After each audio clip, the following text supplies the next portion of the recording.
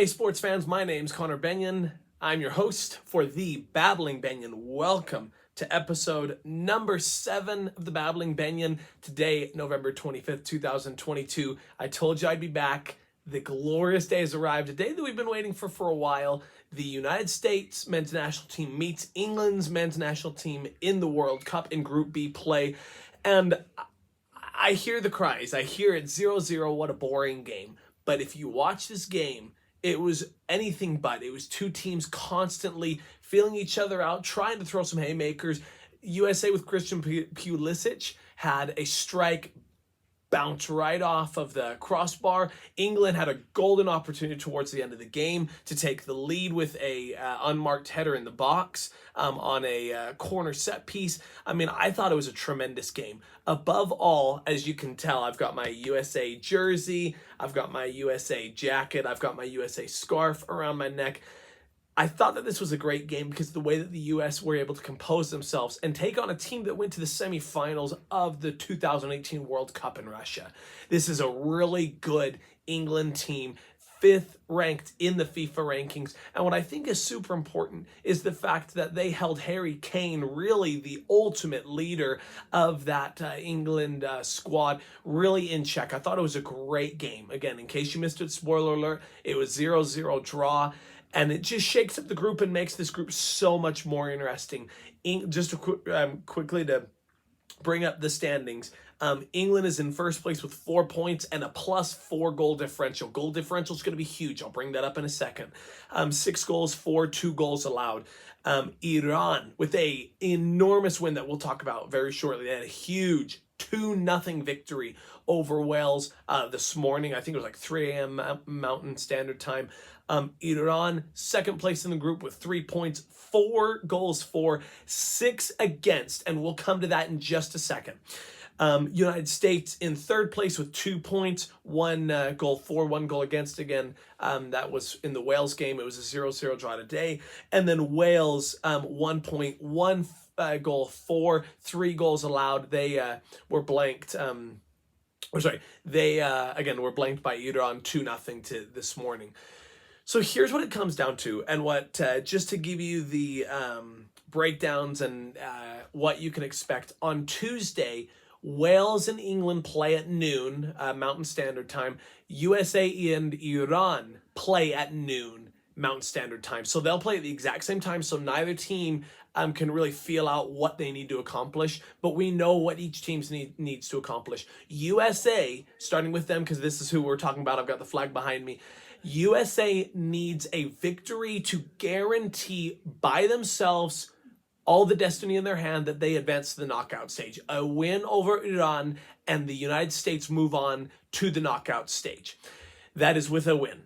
If they tie, it's not the end of the world. In fact, it's definitely not the end of the world, because with this, here is how enormous the Iran win was today. Right now, Wales stands at the point where if they want to advance, they have to beat England, not draw. They have to beat England and then have the U.S. Lose to Iran. I mean, that is how enormous this is. Wales needs to win, which is going to be incredibly difficult against England, and then they need some help. And here's why, again, that 2-0 victory by Iran is enormous, because of the fact that right now England is sitting at 4 points. If they were to draw against Wales and the U.S. was, because right now England's goal differential is 4 goals. The United States goal differential is 0. So and I'm not saying this is going to happen, but if England and Wales were to draw, it wouldn't matter what the draw was. If the United States were to beat Iran, and I'm not saying this is going to happen, but if the United States were to beat Iran on Tuesday 5 or more to 0, the United States would win this group. Even if England tied. Now, if England wins, they guarantee that they win the group. So what's so fascinating, again, about that draw, about that Iran win this morning, was it makes And with the draw that the United States was able to pull against a very good and experienced. I want to make that mention again. This is a United States team, second youngest roster at the World Cup. This is a United States team that held their own and really kind of dictated a lot of the game today against a very good England squad. That 0-0 draw was so crucial and so important because England now has to play and beat Wales. If they were to, again, tie against Wales, it's not the end of the world. It's not like they're going to go way out of their way to make sure that they don't tie. But if they don't, obviously if they lose to Wales, they're in big trouble. But if they don't beat Wales and they only tie against Wales, the United States can swoop in and win the group. Again, it's incredibly unlikely winning 5-0, but it depends on how you want to look at it. England put up, again, England's big difference is they were able to win 6-2. They had a 4-goal differential. If the United States on Tuesday can absolutely blow the doors and the wheels and everything off of the Iran soccer bus, if you will, if they can blow off the doors and the wheels and somehow beat Iran 5-0, 6-0, it could even be 6-1, something like that, Team USA with a England-Wales draw wins the group. And we all know the importance of winning your group. It sets up your knockout stage in a much more manageable and preferable position. You want to win your group. England wants to win their group. I also think mentally it's important for them to win the group in the way of they want to beat Iran, they wanted to beat US, and they want to beat Wales. You want your 9 points. You want to absolutely obliterate the teams you play and go into the knockout stage with the Goliath mindset and people looking up to you in fear of what you can do on the pitch. This is an England team that has a great opportunity, like they did in 2018, to make a run for the FIFA World Cup. For the FIFA World Cup. They want it just like every other nation. And with that comes the importance that they are going to come out and they're not going to try and be nice to Wales. They're not going to score a goal and back off from there. I assume that they will put the hammer down. I assume that they will run full throttle. They want to beat Wales and they want to beat them big. Team USA wants to beat Iran and they want to beat them big. That's the goal. That is what I think is so fascinating and so important with the draw that we saw today. It puts the United States in a position to not only, again, advance out of the group, but to win the group. They are in that position. Again, incredibly unlikely. I get it.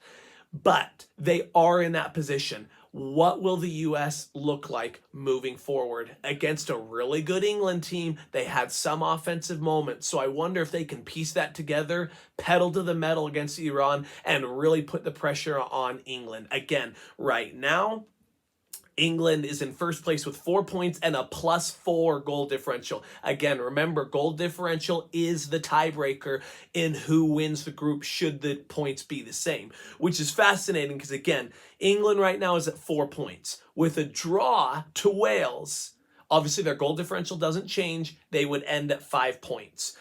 Iran, and I want to make the mention, giving them their respect, I'd hate to see them beat the U.S., knock on wood. But should they beat the U.S., they put England in a position to have to win. Because if Iran were to win and England were to draw, Iran would win Group B. So major implications, major effort needs to be required by every team. Wales has yet to be eliminated. I think that is super important as well. If Wales were to beat England and the U.S. were to lose to Iran, Wales would jump in at that second spot should their goal differential be better than England, which is interesting because right now Wales has a -2 goal differential and England's is a +4. So realistically, if my math is correct, this is embarrassing. Realistically, if my math is correct, Wales would have to beat England. Oh, this is a little embarrassing. Sorry, it's live, so it's a little scary on the air. They would need to beat England by, they'd have to win like 4-0. Actually, I think it'd be 5-0. Anyway, so again, all of these scenarios are incredibly unlikely. If you ask my personal opinion, I really think that England's going to beat Wales, and I like to think that the US will beat Iran, clinch their berth into the knockout stage. Again, they wouldn't win the group, but they would be the runner-up. England would be the winner of the group. So it'll be super interesting to see what happens. That's the breakdown of everything that has happened. Now regarding the breakdown of what happened today. Again, I really love this United States squad. Again, they're young, but boy, they are so talented. And I think the United States is becoming a very interesting soccer team and organization. And I say that for the reason that, again, Christian Pulisic is not even 20 years old yet. And he is seeing major success, not only playing at the World Cup, but also he plays in I believe it's the Premier League for Chelsea United, one of the most historic franchises in soccer history. I mean, he plays internationally. Serginho Dest plays internationally. Nat Turner, the goalkeeper, plays internationally. Weston McKennie plays internationally. I'd have to get the list of players and be reminded of where they play. But this is a star-studded roster. This is a really good, really fun team to watch, but one that's inexperienced and one that hasn't quite put all the pieces together yet. Again, I talked about this in the first video. One thing that I kind of feared before, and I still do, is their inability to find the back of the net. They had some good opportunities today. Something that does really rub me the wrong way and really does scare me is their ability to be effective in set pieces like corner kicks. We really didn't see any sort of success from the US today.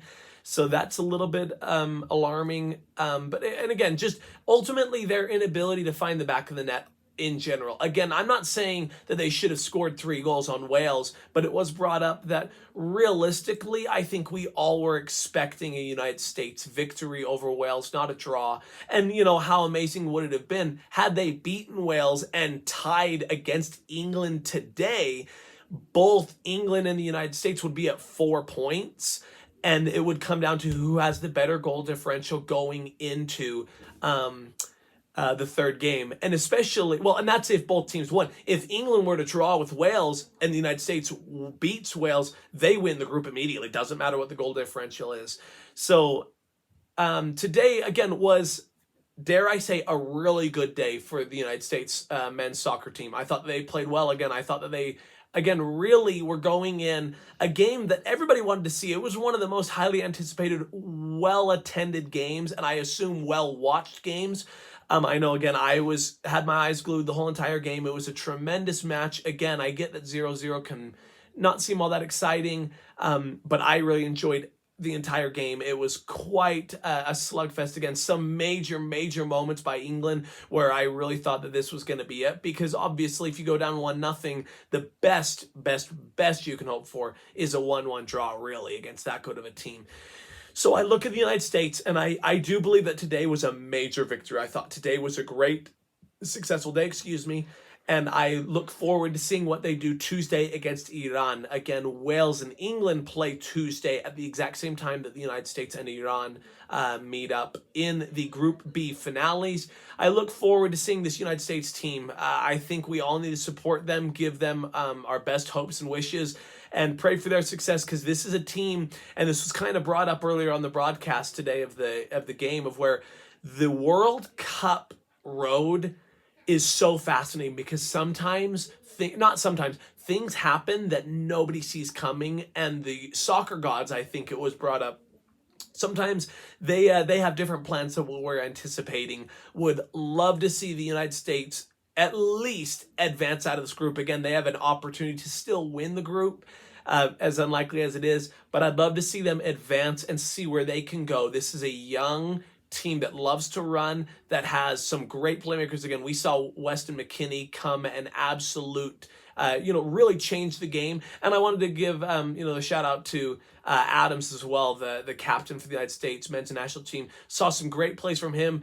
This is the United States team, again, young but so entertaining and fun to watch. Looking forward to seeing what they can do. Again, huge match, the final group match against Iran come Tuesday. Win, and the United States advance to the knockout stage, which they did in 2014. So really looking forward to this United States men's national team.